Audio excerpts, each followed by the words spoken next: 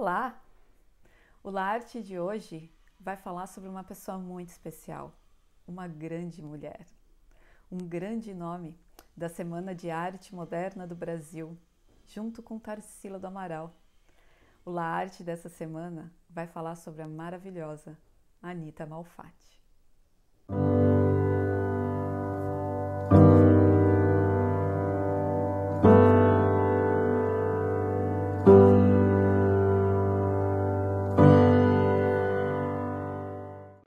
Bom, a gente já pode começar falando que a Anita, então, é considerada uma das grandes pintoras brasileiras do século XX. Ela nasceu no dia 2 de dezembro de 1889, se eu não me engano, não quero estar enganada. Anita nasceu numa família da aristocracia, assim a gente pode dizer. Era uma família com recursos. E apesar de ser destra, ela nasceu com uma atrofia na mão direita, o que fez com que ela aprendesse a pintar com a mão esquerda. O primeiro contato que ela teve com a pintura foi com a mãe. E depois da morte do pai, Anita então teve todos os seus estudos bancados por um tio e ela viajou muito. Anita acho que começou a sua trajetória numa escola de Berlim, mas ela viajou praticamente o mundo inteiro aprendendo a pintar. Ela teve contato com escolas expressionistas, impressionistas, cubistas. Anita era uma mulher do mundo. E é legal a gente contextualizar que a gente está entrando mais ou menos aí quando eu estou falando do ensino dela artístico, de 1900 até quando ela começa a fazer suas grandes exposições, 1920, 1917 especificamente tem uma exposição bem marcante. Então, a gente tem aí um dado bem importante que é a virada de 1910 para 1920 no mundo e também no Brasil. Quando a gente fala em Brasil, está acontecendo uma coisa muito interessante que para mim tem muita influência dentro da pintura da Anita, que é um certo desmanche, uma certa quebra dos valores morais da época. A gente também está perto da gripe espanhola, então assim, qualquer semelhança é mera coincidência. A gente tem uma quebra de dos valores conservadores da época. A gente começa nesse movimento, surgem as primeiras igrejas pentecostais do Brasil e também a gente começa a ter entrada, então, dos movimentos rosacrucianos, da teosofia, da antroposofia. Isso tudo começa a ser dito e falado aqui, dentro do Brasil. Isso é um dado muito significativo, porque no momento em que você abre o horizonte para outras formas de filosofia que também falam sobre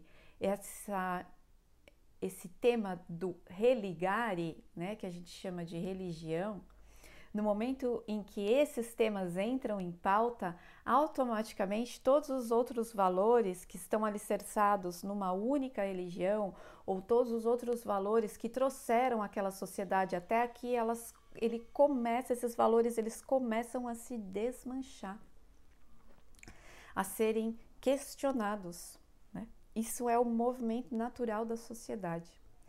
E a Anita, então, ela está justamente nessa virada, né? Já aconteceu o primeiro sufrágio, quer dizer, a primeira onda feminista, o sufrágio. Isso é um dado muito importante porque a mulher ela começa a aparecer como protagonista. Talvez se a Anita tivesse nascido 30, 40 anos antes, a carreira dela fosse totalmente diferente. Depois, em 1920, a gente tem, então, todos aqueles outros movimentos, eles são chamados de geração perdida, né? Os jovens dessa época, porque eles realmente daí entram com tudo, questionando isso. A gente tem Coco Chanel, né? Como essa grande representação que começa a entrar, dessa nova mulher que começa a surgir livre, né? Bom, isso é outra pauta. Então a Anitta, ela tá justamente nessa virada. E tem um momento, gente, 1917 especificamente, que ela faz uma exposição com aproximadamente 50 quadros e que ela é muito criticada. Um dos críticos é o senhor Monteiro Lobato, que eu não tenho nenhuma dúvida da grande relevância dele para a literatura brasileira. Entretanto, eu também não preciso fechar os olhos para todo o conteúdo elitista, machista, racista, classicista que existe na obra de Monteiro Lobato. E foi com esse mesmo peso que ele criticou as obras de Anitta Malfatti.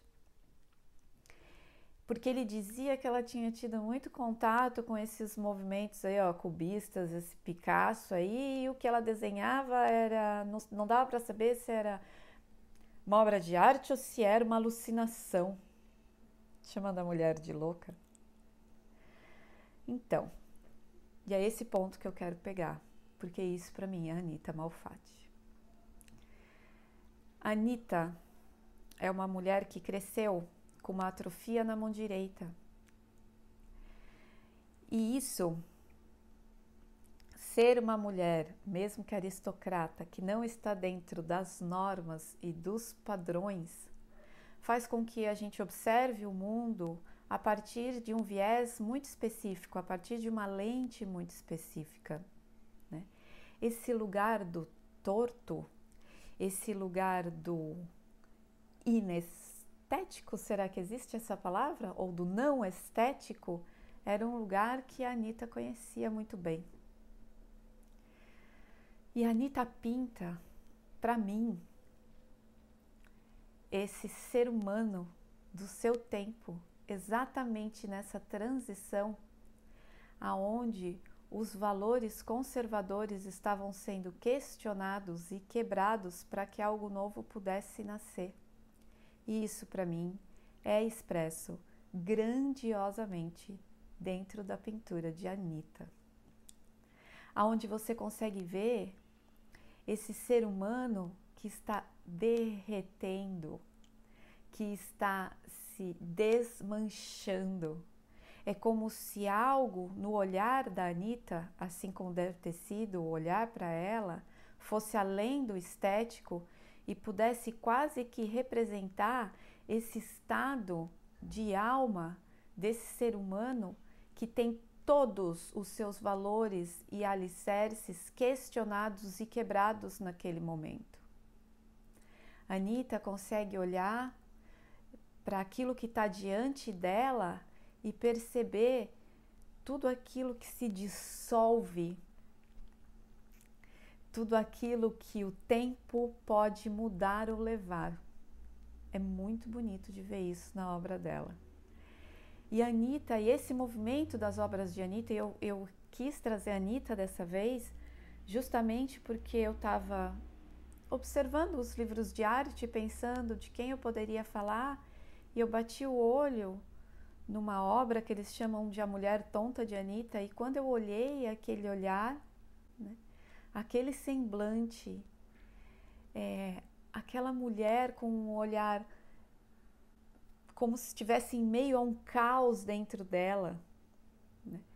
Como se realmente ela estivesse se desmanchando, como se ela estivesse tentando se segurar pelas beiradas, onde a única coisa que ela tem é essa certeza que mora muito lá dentro dela, né?